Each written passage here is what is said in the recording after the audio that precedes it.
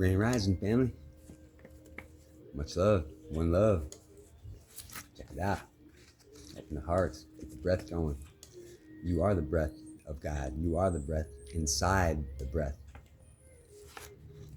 Today we're going to talk about chakras, energy centers from Swami Chetanananda, his breath of God.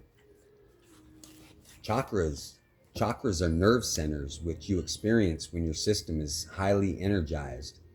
Although they are not exactly physical, we experience their energy in an extremely tangible way. For instance, when you've had a powerful emotional experience and your throat might feel blocked up, or in moments of like extreme anger, maybe below your belly button might feel constricted, or your heart is closed or something, you may feel unbearable anguish. While at other times, when your heart suddenly opens up, you experience feelings of total joy and well-being and bliss and contentment. It is our experience of the energy of these chakras that determines our state of mind and our behavior. There are 3 primary nerves in the body which have to do with this. The first of these is called your Shushma, which is the central spinal column, and the other side of the Shushma are 2 other primary nerves on either side, the Ida and the Pingala. And these crisscross back and forth at the points where the 3 cross over at your spine. They have a temporary, that's where your primary chakras are at, your chakras. And there are actually many chakras, but in our practice, we just focus on the 7 primary ones. And these are located at the base of the spine, up the base of your sex to your abdomen, and right below your navel and to your heart and your throat, and between the eyes and the top of your head. And then you put your poochie up there. If you put it up there on the top and tuck them all up in there. And then the solar plexus is also a chakra in some systems. The Kundalini yoga is simply the practice by which we cultivate your awareness of these chakras and of the energy flow within them, through you, within, throughout every single thing. Through practice, we feel the flow of energy down the front of our body through the chakras and then up the spinal column to the top of the head. This is a circuit. We don't create the circuit. It already exists. It simply is. We just work to cultivate our awareness of it. In the process of doing this, we gradually withdraw our attention from the physical world. And when we take our attention inside, we become attuned to the energy which is the support of the whole physical world. This slowly changes our whole awareness of ourselves and our understanding of all experience. We begin to understand ourselves and all other people as nothing but energy flows. Then we come to understand all of life and all experience to be nothing but the expression of conscious energy. This awareness changes how we feel about ourselves and completely rearranges our priorities.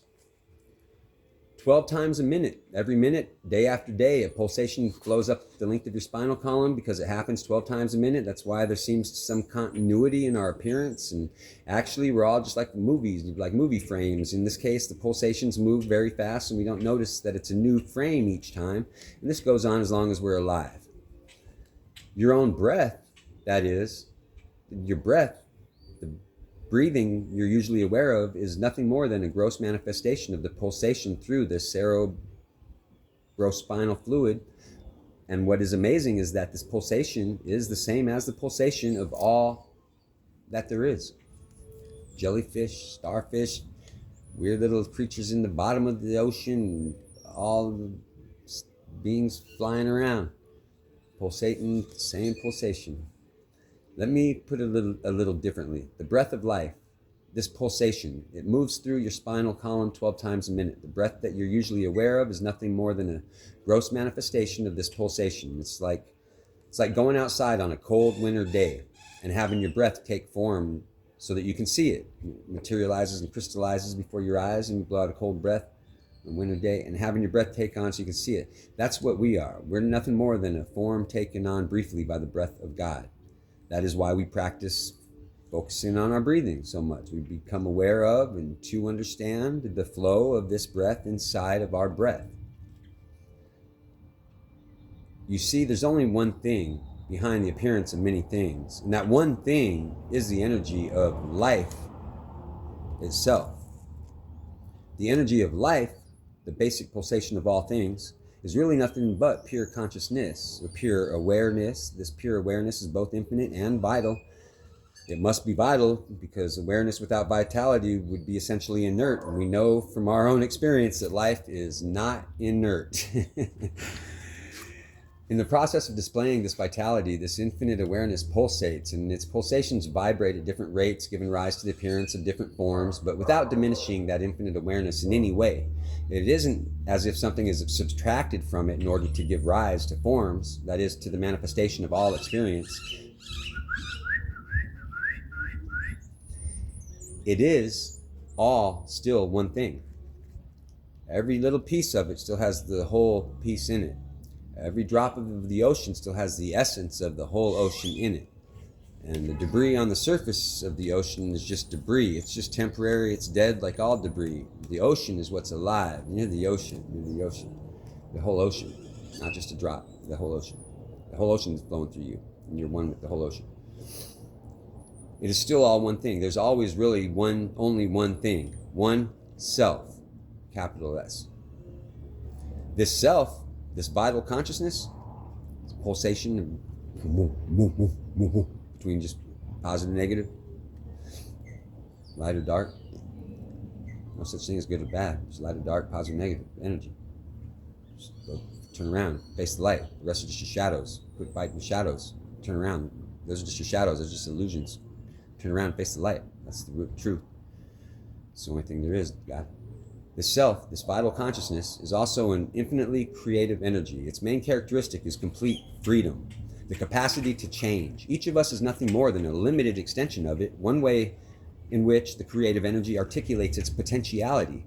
And this means that our essential nature is one of complete freedom.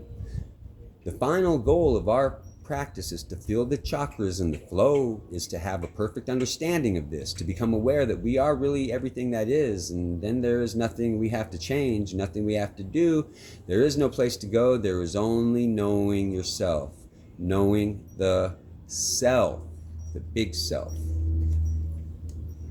Just, it's not growing so much as learning a new technique or spiritual teaching. It's stripping away everything that isn't you, all the lies and illusions and psychopathic shit that's been exposed and fed to us, and just eliminating that and choosing you over that each day. And God loves you when you choose you over the lies and the illusions each day, and will reward you and give you endless feedback about how you're doing. Endless love from all the living creatures and the divine little beings flying around and everything you see and be. And acknowledge them all as sacred and divine as they are, and you will get endless feedback from them to where you don't need no questions or no answers from anybody. You know, because you're one with all there is. There is no more questions and there is no more answers. You got it. It's all you. It's all you got. It's all you. Love yourself. Love each other as yourself, because it is yourself. Love God with all your heart. All right? Open your first eye, people. Open your first eye. I love you infinitely, eternally. There ain't no shaking me. We're one thing forever and ever. And woo, whoa. Dig it? Can you dig it? I knew that you could. Can you dig it? I knew that you could. I love you all. I love you, God. I love you, children. I love you, children of God. Love being one with all you.